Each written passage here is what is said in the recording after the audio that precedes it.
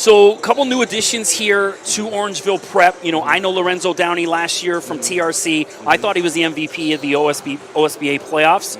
The guy's lights out. I think he's deceptive. Like, you know, he looks pretty good, but I think he's deceptively quick. And obviously, we're seeing this guy's got range from anywhere. Yeah, Poppy. Well, we call him Poppy, but Lorenzo, he's a really good addition for us. He allows us to be different than last year. I don't think we shot the ball as well as we did this year. I think we have a couple more shooters as well, kids that just got better at shooting it, but him alone allows you to space the floor. And I think coaches talk about spacing the floor, but on the other end, I mean, when coaches are game planning and you saying you're spacing the floor and your team can't shoot the ball, you're not really spacing anything. So he allows us to really, in reality, really space it because he can really shoot it. Midnight Madness, he ran off about 3.5 racks in a row. So he's really good. He's really popped. Like you said, he's deceptive. It's not just really fast, but he has a lot of pop to his game. Stop and go, can sweep and dunk it. Like he's a Division I basketball player by all stretch of the imagination. No doubt. I've seen he's starting to pick up a few offers already. And then we got Darius DeVero, one of the new players. I've seen Darius for a couple of years. You know, I was just saying he looks a little bit more mature. And, you know, obviously he's a 2021. I thought what a great opportunity for him to learn under Shamar. And what a better player to learn from. So talk about where you see Darius's game going over the next year or so. Darius is, with him and Shamar, they're probably arguably the two smartest kids in this league.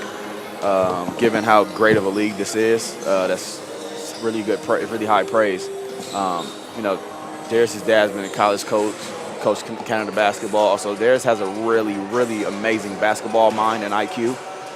He's really fast. He stays in front of the ball. He's pesky. He has vision. He's a little different than Shamar, but I think they complement each other pretty well. And he's a two-time OSBA champion, so he knows how to win basketball games. And for us adding that piece, I think it gives Shamar a break.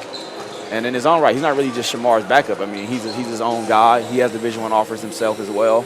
Some schools are talking about wanting to get him earlier, so he might not even be here next year. We're waiting to see, but like he's that level of a kid. So, you know, we're fortunate to have him as well. I'm getting my first look tonight at Jeff Nagandu. Tell me a little bit about him. I mean, we've seen that alley-oop right off the back when it was 4-3. I mean, you know, it's funny.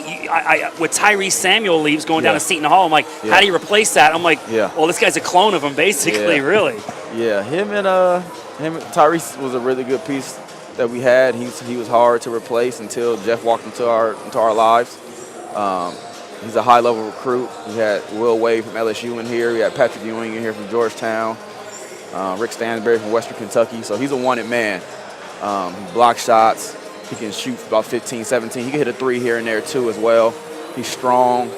And more than anything, he's an amazing kid. He's from the Congo. He was in Idaho last year, had to sit the whole year, and kind of just had a rough deal last year. But ever since he's been with us, and I mean, he's been amazing for us. He changes us.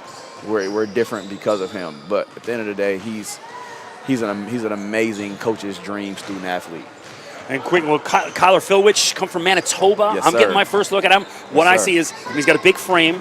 I understand he plays football as well. And I was saying, you know, I played football.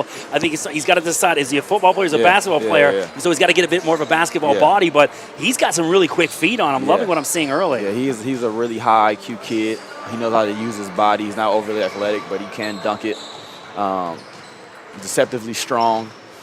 He's a defensive end, so I mean, he knows how to use his body and get around, and he's nimble on his feet. But he's another Division I kid. Northern Colorado's been asking about him. South Dakota, North Dakota. So he's from Manitoba, so he's not too far from those schools already anyway. He's also one of our Nike Bounce kids as well, and since we've got him in the spring, he's been amazing for us. He's an amazing kid as well. So we're fortunate to have a really good group of young men. And I think that's first and foremost that we appreciate about them. In the basketball stuff, they're talented kids. So now, because they're great young men and they're talented, it allows us to pour into them exponentially. So quickly, really I know you got to get back to the bench, and I got a quick washroom break before we start. No doubt. But so, you know, one of the things I thought last year, Orangeville, best team in the league all year. And I think, you know, when they talk about, you know, when an NFL team clinches their division title with about 4 games to go, and they lose that momentum, I thought maybe Orangeville was a little guilty of that. How do you keep that momentum going into the playoffs this year to assure another OSBA championship? I think that particular team, which most of that team returned now, they didn't really have a reference point. I mean, some kids, M.A., Shamar, they've been around, but that team in particular didn't really have a reference point. I mean, we're in prep basketball, so you're going to have some big turnover here and there, but that team didn't really have a reference point. I mean, the Thornton Lee game we lost, I mean, Charles coached that team. He did a really good job with that team. They had 2 kids that are at Texas A&M and at Colorado now. So Keyshawn Bartholomew. they have Power 5 guards, so it's tough. Like, guards literally win you games in the prep level and college level. So I think just the relation we had with Charles and Keyshawn, and just like it was a battle. It wasn't just us walking in. Like, it was stuff on the line. And we was up 12 at halftime in the semifinals, and they just made Keyshawn and Cassius just made high-level basketball plays. And we didn't. That was it. The talent was there. Everything we needed was there, and they just made more plays than we did. And we kind of we wasn't resilient enough. But we're back. We reloaded. We're ready to go, and we'll take another shot at it this year for sure. 49-34, Jeremy Pope. You got about a minute to get back down there. Thanks for joining us. We're going to keep doing this throughout the season. Definitely. So stay tuned. Next time at halftime, don't tune away when we're doing interviews. So we'll be right back in about 2 minutes for the start of the second half. It's always a pleasure, man. Appreciate you.